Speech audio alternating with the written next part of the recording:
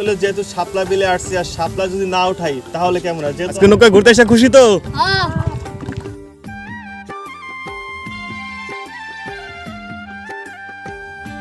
Guys ভিউটা দেখো, just অসাধারণ।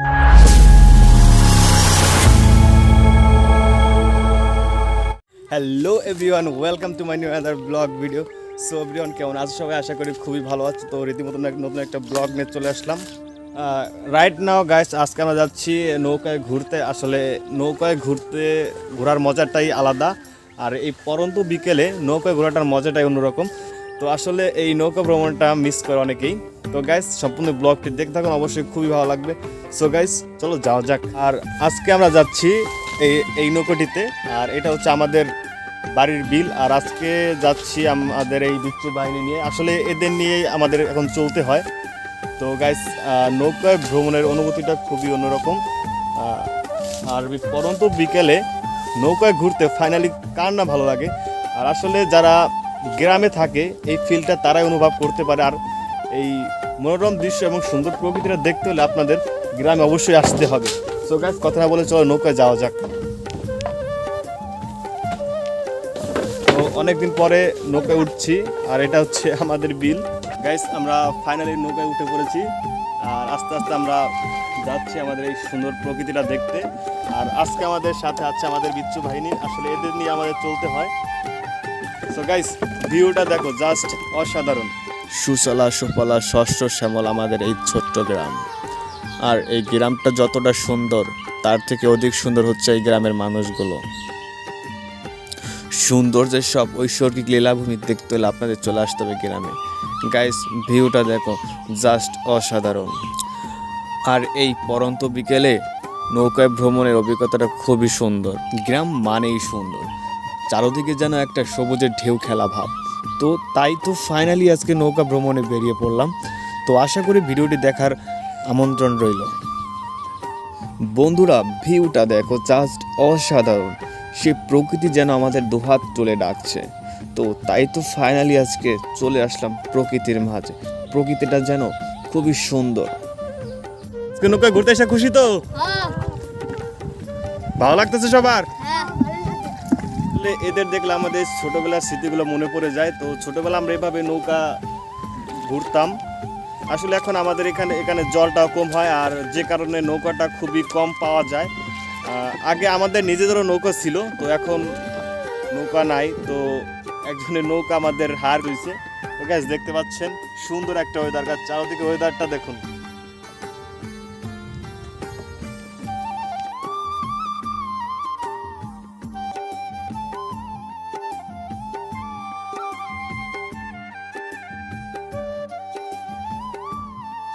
গাইস ভিউটা দেখো, জাস্ট অসাধারণ। চারদিকে যেন সবুজের একটা লীলাভূমি।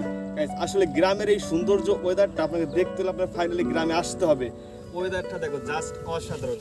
আর বিশেষ করে আমাদের যা সিনিয়র বড় ভাই ব্রাদার আছে, তারা আসলে এই মোমেন্ট আর এই ওয়েদারটা খুবই মিস করবে। কারণ আসলে তারা ছোটবেলায় এরকম সুন্দর ওয়েদারে, এরকম সুন্দর ভিউতে তারা ঘোরাফেরা করতো নৌকা নিয়ে। আর আসলে ছোটবেলা অনেক ঘোরাফেরা করছি। আসলে তখনকার অনুভূতিটা আর এখনকার অনুভূতিটা পুরোটাই পরিবর্তন। ভিতরে একটা সুন্দর ওয়েদারে ঘুরতে আসছে, তাও গাইস ভিউটা যেমন ভিউ আর তেমন মিঠা বাতাস। আসলে সবকিছু মিলে খুবই সুন্দর লাগতেছে। গাইস দেখো আমার এই দুই বিচ্ছু বাহিনী, তো ওদের নিয়ে আসছি ঘুরতে। আসলে লোক পাচ্ছি না।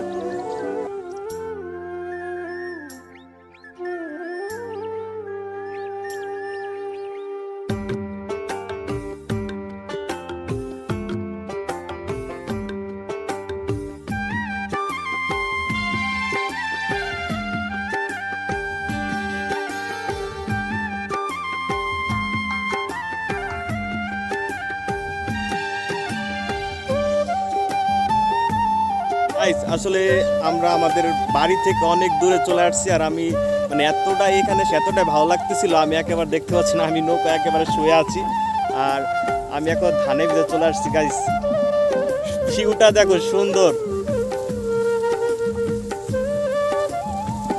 আসলে গ্রামের এই মনোরম প্রকৃতি আর মনোরম দৃশ্য জাস্ট অসাধারণ।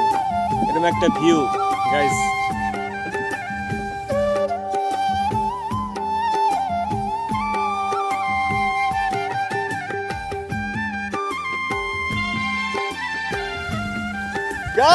ভিউটা দেখো, জাস্ট অসাধারণ। মনে হচ্ছে সেই গ্রামের প্রকৃতির সৌন্দর্যের মাঝে সবুজের লীলাভূমির ভিতরে পৌঁছে গেছি আমি।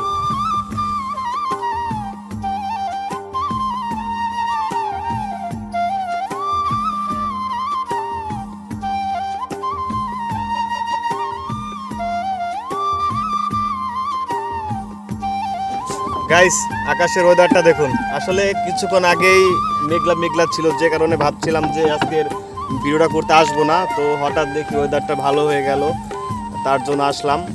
আসলে আমার ঘুরতে এসে ফাইনালি খুবই ভালো লাগতেছে, এরকম একটা দৃশ্য। আর আমার সাথে আসছে, আমি আগে বলেছিলাম আমার দুই বিচ্ছু বাহিনী। তোরা আসতে খুশি তো? আসলে অনেক দিন ধরে এরা বলছিল যে কাকা একটা ব্লগ বানাও, তো আমারও সময় হয়ে ওঠেনি, আর ওরা তো খুবই এক্সাইটেড ছিল।